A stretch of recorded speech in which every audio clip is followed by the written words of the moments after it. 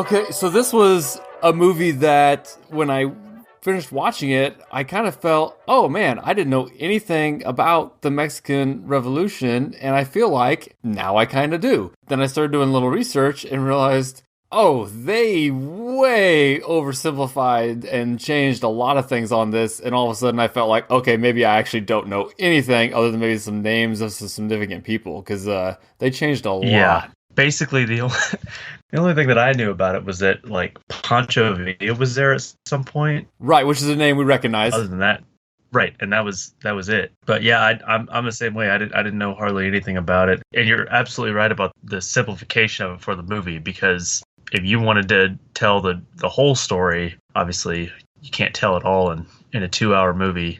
True, but it even left out important characters. Like, did you? Right. You could was it the Carranza that became president later? Carranza. Like, just not in the movie at all. They just completely skipped over him entirely. Yeah. Right, and it does say on the Wikipedia page for the movie, it does mention this is a fictionalized account of Emiliano Zapata's life, so it's not necessarily intended as good historical fiction. And actually, the script is written by John Steinbeck, of all people, and who was just trying to tell a good story. And it ties back to what we even talk about with Braveheart, where it's an entertaining movie that made significant changes to the history for the sake of storytelling. And again, we just kind of like movies to be a little closer. So let's start with kind of where the movie starts, and just kind of, as necessary, pop in to say where they got it right and wrong. So it does start with a group of peasants visiting the office of President Porfirio Diaz. I butchered that, as always. Oh, yeah. I was going to say we should probably start off with a blanket apology for the very incorrect and likely very anglicized pronunciations of all of the names in this movie. And every movie, frankly, yes. Yeah. Logan and I are two of the whitest guys you will ever meet. And we apologize. So yes, President Diaz, I'll skip the first name, or of course, again, names are so complicated here because, he has got like 5 names. Anyway, President Diaz has actually been in office for 30-some years at this point. The movie actually didn't even show how old he is. He was actually pushing 80 at the time that this meeting would have taken place, and they don't really go into that, I don't think. Anyway, so the peasants and farmers or whatever are complaining about land that's being just straight up stolen from them. Like fences, I think, don't they say fences have been put up on land they'd been farming, and if they try to get on the other side of the fencing, they're just going to be shot at. And the president's like, well, we'll get to it when we get to it. We'll see. And they're like, well, we don't have time. We're just going to starve to death. We can't plant crops. And one of the farmers in the midst is played by Marlon Brando. And again, in a role that would not hold up in 2019 as far as why did you cast Marlon Brando to play a Mexican? And we'll just kind of, I guess, put that to the side for now, because I think in the 1950s especially, no offense was meant. Yes, it looks like they darkened his skin with makeup a little bit, but it wasn't meant as offensive or mocking. He, I do feel, was trying to give a faithful portrayal of Zapata and honor him in a way. It's just unfortunate, looking back with our 2019 hindsight, that they chose a white American actor to do so. But yes, he expresses his displeasure, I guess, rather aggressively, to the point that Diaz wants his name. And it's kind of a point that the movie makes that it'll tie back to a couple times with just kind of the calling out of troublemakers. And we want to keep an eye on those troublemakers and know who they are so we can deal with them as needed in the future. Right, and that's when Diaz calls him out, he circles his name, and that obviously is called back to you later. And in the trailer, because I watched the trailer before I watched the movie, they talk about Emiliano Zapata, the man whose name was circled. Is in the trailer. Yes, it's in the trailer. I do think this was an interesting approach, because we've heard of Pancho Villa, even though I couldn't tell you necessarily what he did or when he lived or all that, but it was at least a name as an American I was familiar with. Zapata, not so much, and frankly, everyone else in this movie, not so much. So it was interesting that we do get Villa as a character here later, but just in a very, very supporting role. And again, I think Zapata is definitely way more nationally known in Mexico, but it was just kind of, I thought, neat to do it from his point of view and to kind of regulate Villa to a background character. I think Pancho Villa, we probably only know about him because of, well, through the lens of American history, because during the time of the Mexican Revolution, obviously it's World War I, but tensions between the U.S. and Mexico were really, really high, which we probably don't have time to get into in addition to all of the Mexican Revolution stuff. But I mean, there were a couple times that it looked like the U.S. would probably go to war with Mexico in the 19-teens. Yeah, it was one of the things that happened that escalated tensions was America had sent troops into Mexico to try and capture Pancho Villa at one point. Yes, and I have it in my notes here too. One of the big things the movie does ignore altogether is not only the United States influence and interest in Mexico at the time, but also the German influence and interest in Mexico at the time. And right. Yeah, you could probably argue that World War I is maybe what just ended up distracting the United States from having the time and resources to be able to go to war with Mexico at this time. Right.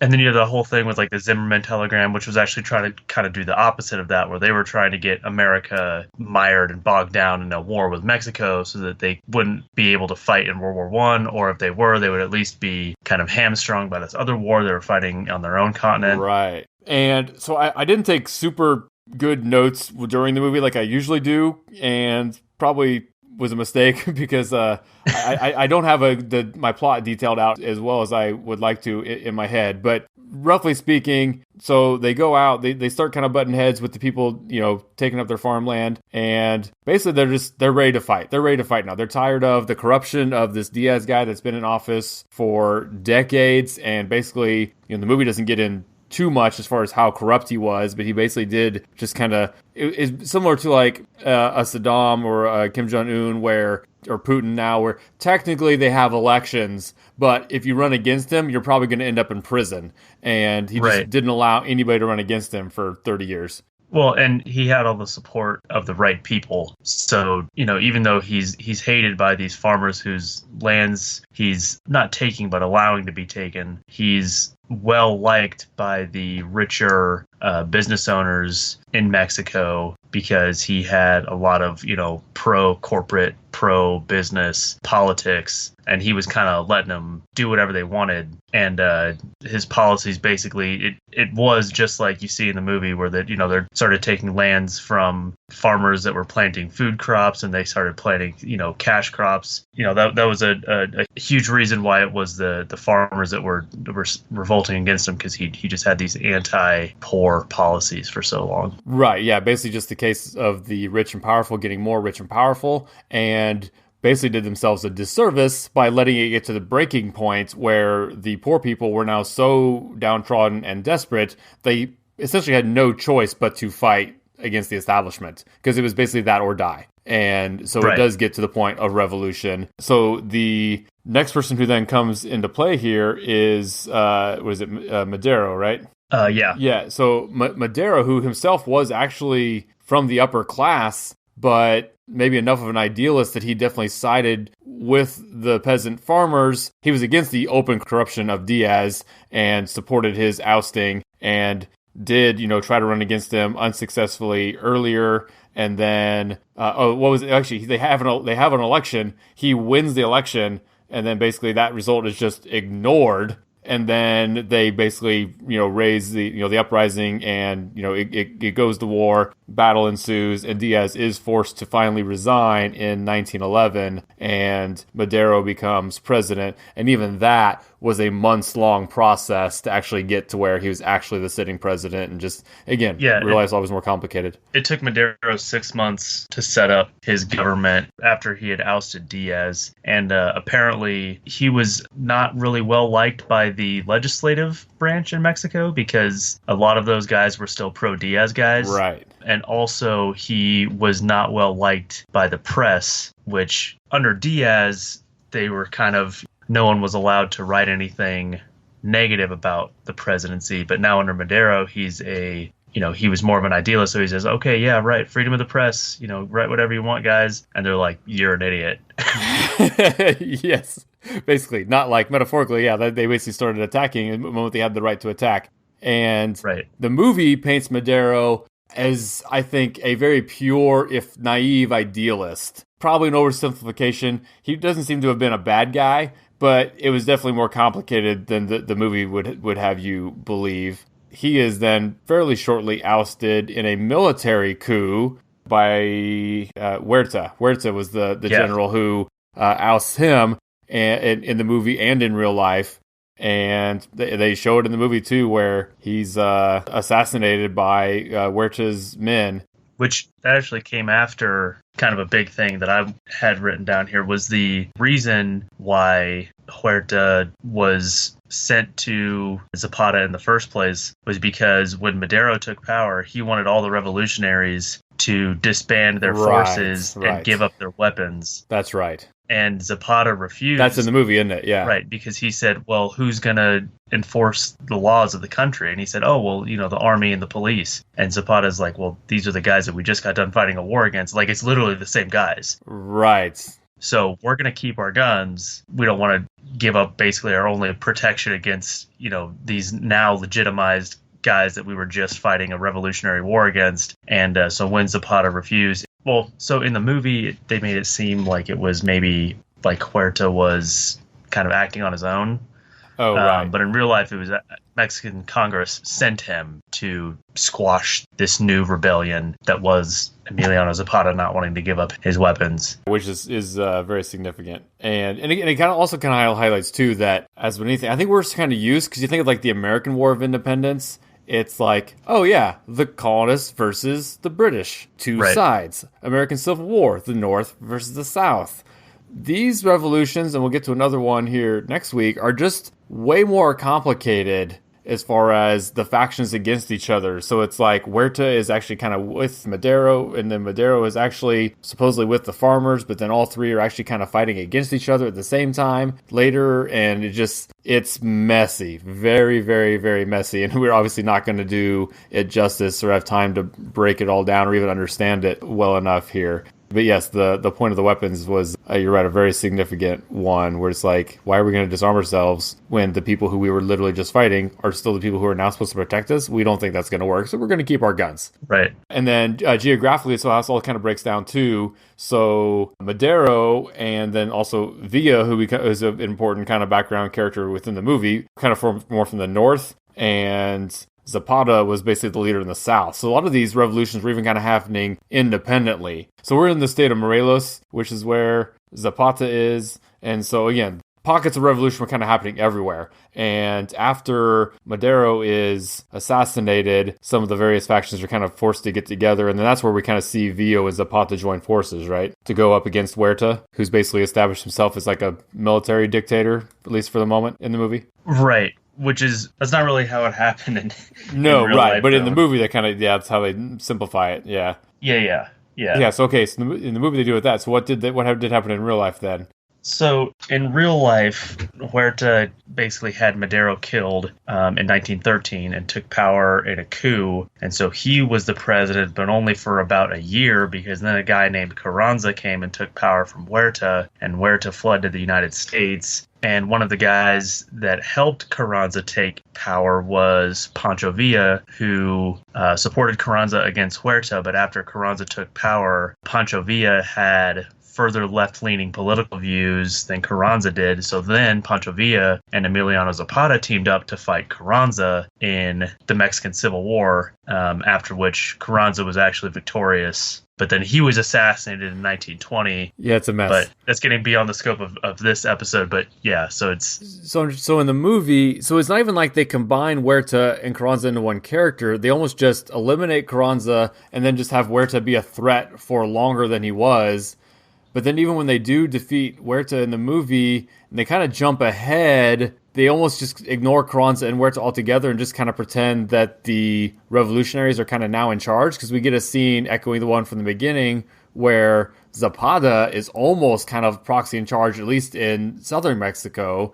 So I'm just trying to... But that's just basically completely fabricated then, right? Yeah, unless that was like something that happened at some point, maybe while Carranza was in power, before Villa was in power. Right, Or sorry, right. not in power, but before Pancho Villa and Emiliano Zapata then started the revolution against Carranza. And I had a note here somewhere too, where basically the movie left some really good stuff out that would have actually made it more interesting. We should say Anthony Quinn plays his brother, Brando's brother, another Zapata, Eufemio. Okay, anyway, his brother. In an Oscar-winning performance, actually, Anthony Quinn won Best Supporting Actor for playing Zapata's brother here. Remind me how he's killed in the movie. I know he kind of sets himself up as like a little mini dictator and kind of bullying. Basically, he kind of chastises his brother for being too much of an idealist and just helping and not doing anything for himself. It's like, you're this great general, but you're still poor. Like, why didn't you take advantage? And Anthony Quinn's character says, I'm gonna get what's mine. I'm gonna take this land that I want. I'm gonna take the women that I want, and just kind of be my own little mini boss down here. And then how does he end up dead, though? It's when Zapata is he's at the palace and he's kind of like in charge now. Right. There's a group of farmers that shows up and they're like, hey man, your brother took all of our farms and we want you to help us get them back.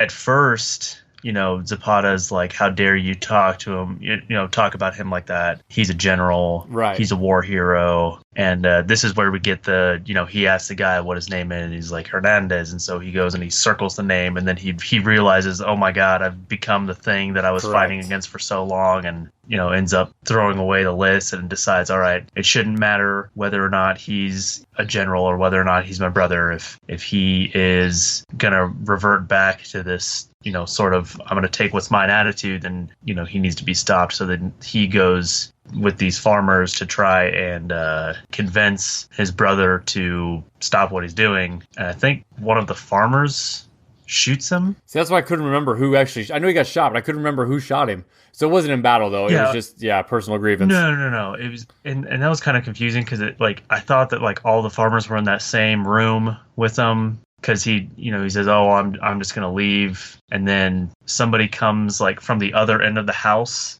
and shoots him. Okay. That wasn't very clear, though. But my whole point of bringing it up was the real story is, I thought, more interesting. So yes, he has a very brief Wikipedia entry, but Emiliano Zapata's brother, Eufemio or whatever, was kind of just this big manly man, womanizer, drunk. And okay, so he beat up this guy's dad, and the guy tracked him down and shot him, and he's like, I'm bleeding to death from a stomach wound. Just put me out of my misery. And the guy says, you have made many people suffer a great deal. Live a little longer so that you will learn what it is to suffer. And just kind of lets him bleed out as opposed to putting him out of his misery. Which, I thought that would have been, maybe something they could have worked into the movie. That's real life? That's what actually happened? Yeah. That's so much more badass than what happened No, in the right. movie. Well, the other one is, oh man, I need to find it. So the other one is where, it's way down here. When Zapata himself, the whole machinations of how they end up taking Zapata himself out was way cooler in real life. So in the movie, basically, and again, I think, is it Huerta that basically orders the ambush on Zapata, or is he out of the way in the movie by this point too? Who wants to take him out in the movie? Oh my gosh. Unless it is Carranza and they just don't name him. I just don't, because it's not Villa. Yeah, I just watched this, it might have been Huerta. See, I think they just kept Huerta in the whole thing and kind of just got rid of Carranza and Yeah. just kept Huerta as the bad guy because it was simple. Right, yeah. Even though he would have been gone by this point, yeah. I just watched this 2 days ago and I don't remember, but... It has to have been Huerta, but I don't remember where they get rid of Huerta, so... Okay, so... I don't think they do. I think it is Huerta the whole time. Or they convince him that he's not involved, though. So the idea in the movie is that, they still need supplies, and his wife, and of course we can get into the misogyny of that relationship here, but yeah. So they basically say, hey, we need supplies, and there's these people that are going to give us supplies if we go to this certain place, and his wife senses an ambush, and he's like, no, we got to take a chance, and they convince him that it's in earnest. Like, basically it's somebody they trust, or I forget exactly how it plays out. Right, it's a Mexican army colonel that has a regiment that he wants to defect with.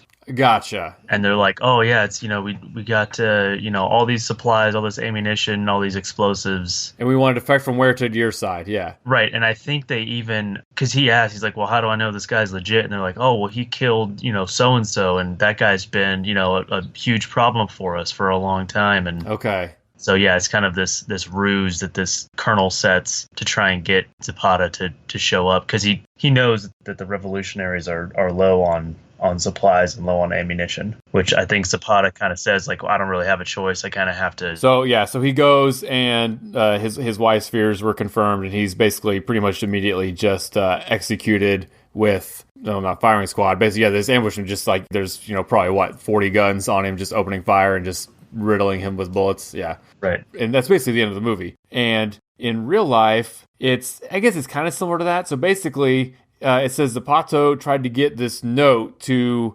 a certain revolutionary, and it was on Huerta's side, or, well, again, whoever's side was against him at the time, because Huerta, I think, was probably gone at this point. Basically, he's trying to get an important figure to switch sides. And the letter was intercepted. And it says General Gonzalez. Again, there's just so many more characters in real life, which makes sense that, real life is everybody versus movies have finite casts.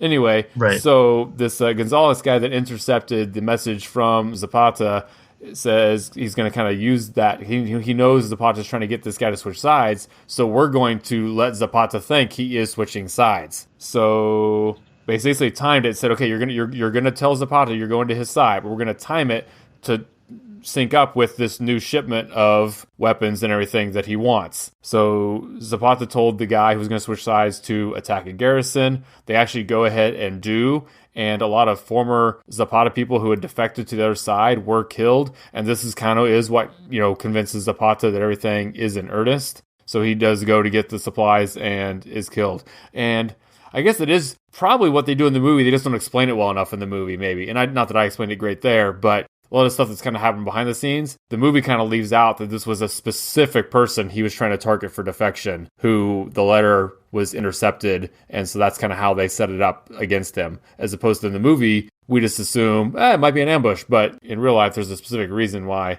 they knew to set it up that way.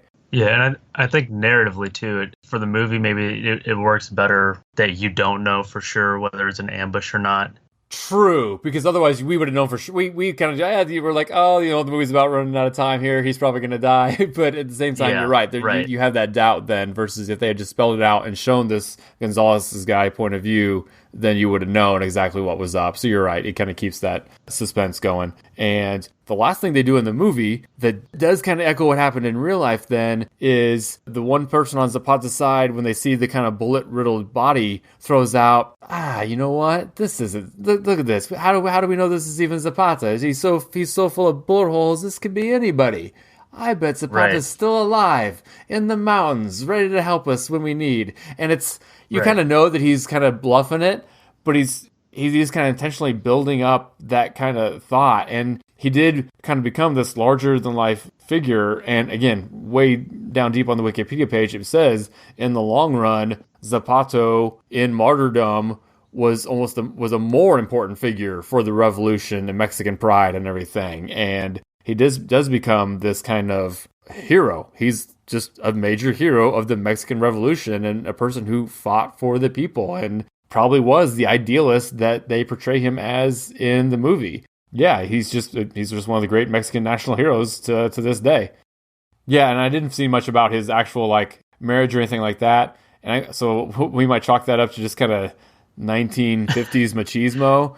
But man, he is just ruthless to the girl he wants to marry, and she's loving it. It's just so frustrating. It makes me think of do you ever see the John Wayne movie A Quiet Man? No. It's literally throw the girl kicking and screaming over your shoulder, and yep, that's romantic. It's no, what are we doing? It's like when that scene when he meets her in the church. Yes. And he has his brother cover his mom's mouth so she won't scream. Yes. And then he's asking her hey, will you go with me so we can get married? And she's like, no. And he's like, I can take you by force, And And then she's like, well, I would murder you in your sleep if Yes, you did that. yes. And they end up married and happy. Well, yeah. Well, even in the immediate scene after Oh, that, right. after they leave, they're like, I like him. She's like, oh, I like him too. Like, yeah, wasn't that a great conversation we just had about how he was going to, like, forcibly kidnap me and then I was going to murder him? That was pretty sweet. Yeah. Oh, I'm so smitten. Yeah. Yeah. That does not hold up well at all. Okay. So, again, we were kind of scattershot all over the place there. Simple version is poor Mexican farmers finally rose up, got powerful help, and it was chaos for about a decade. So this movie actually starts, I think it was 1909 in the initial title card, which kind of backtracks from where we're at in our timeline because we're already past World War I. But then it goes through Zapata's death, which I think was, 1920? So the movie itself really gives no indication that 10 years have passed. 1919, it looks like, when he was killed. But yeah, you have no idea that it's a 10-year time span in the movie. It almost feels like a matter of months, which is just how simplified they made the story. Yeah. Yeah, so he was just kind of constantly fighting the, quote, good fight for the people while all the political chaos was happening, and ultimately he did become a martyr for the cause. I guess that's the simple version and then it kind of fits what we see in the movie and what actually happened. Once you don't go into detail, you don't have to explain away all the things they got wrong.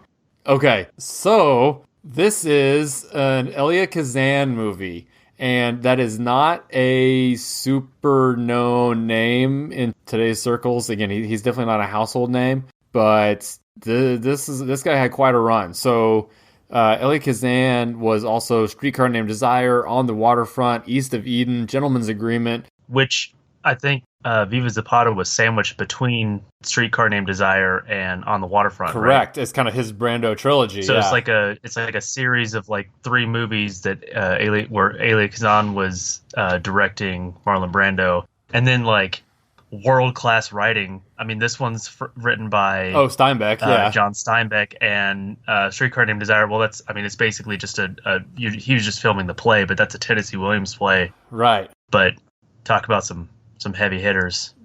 Yeah, indeed. When I'm talking about the average script from John Steinbeck, yeah, and then Kazan ends up with so he only has 19 movies to his credit on IMDb, and 5 of those got him Best Director nominations. So imagine that. Over a quarter of the time he directed a movie, he was nominated for Best Director. Right, and this is a guy who Stanley Kubrick, who I consider to be, I mean, just like numbers-wise, one of the best directors of all time.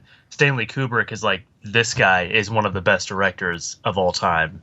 Yes. Did it say when he said that? I'm curious if he said that it's like Kubrick was just getting started, because they overlap. You could argue Kubrick. No, yeah. I just see the quote from Kubrick that says, "Without question, the best director we have in America, and capable of performing miracles with the actors he uses." And he's talking about Elia Kazan. Yes, but it doesn't. There's no year on that quote. But. Okay. But yes, yeah, working with Brando and also too. So it looks like, if I'm reading it right, he was the original director of A Streetcar Named Desire on Broadway or on the stage, and it was kind of a controversial choice to bring in a young Brando to be on the stage version of that, and then using them again in the movie version. And of course, that gets into like the whole Brando and method acting thing that. Basically, you could argue that Brando and Kazan kind of helped team up to innovate that. East of Eden by Kazan, also you get where that's, the first movie with James Dean. So what ultimately, though, as good a director, and again, people like Kubrick are singing his praises, he ends up kind of on the outs because he testified in the whole McCarthy communist stuff.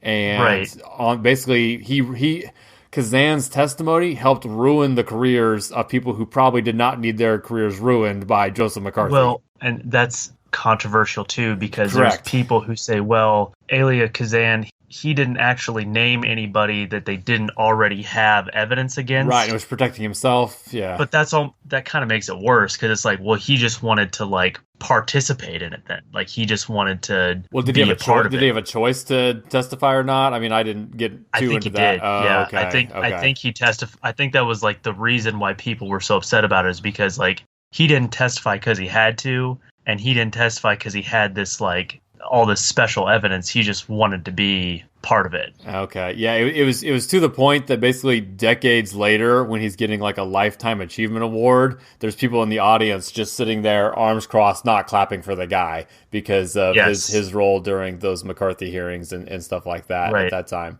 Right. And that's another one. I don't remember if that was on or off the record that we were talking about this last week, but the whole being able to separate a person from their work. True. And some people, when he was getting that award, some people could and some people couldn't. Right. So. And I don't know enough, as far as his character outside of directing. Yeah, that doesn't affect my appreciation of his movies. I love this guy's movies. I mean, Zapata is probably the worst of his movies I've seen, and it's solid.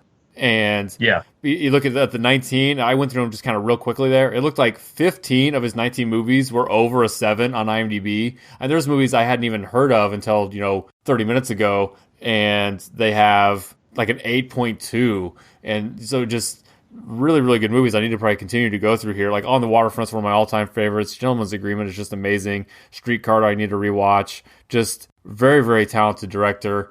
And I was looking through too. Did you see who his granddaughter is? No. Is it another famous granddaughter? Yes. It's Zoe Kazan from Buster Scruggs and from The Big Sick. Oh. Yeah, that's his granddaughter. Okay, that makes sense. Who? Yeah, and she's I'm super jealous she's with Paul Dano, but she's just too cute. But so that's his granddaughter. As far as the Brando side of things, so yeah, he kind of did, like you were saying, start his career in movies with Kazan, because Streetcar 1951 is kind of considered Brando's breakout into Hollywood. That's breakout. Yes. Yeah. So again, he had already been an actor on stage doing Streetcar there, and then when they do the movie, it was just like, oh, this guy is here to play.